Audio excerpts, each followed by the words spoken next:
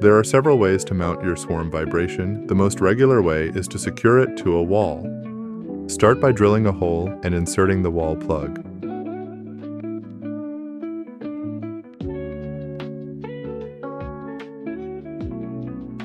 Then position the SWARM against the wall and secure it using the provided screw until the monitor is firmly mounted. One of the SWARM's key features is that the monitor automatically aligns itself, so manually aligning the axes is not required. Now, open the dust cap and connect the cable.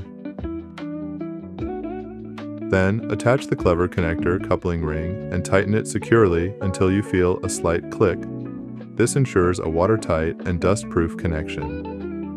Next, let's power the SWARM. Besides the supplied power adapter, it can also be powered using the Omnidots SWARM battery. Since we're operating outdoors, we'll use the battery-powered option. Your SWARM Vibration is now mounted and ready for use.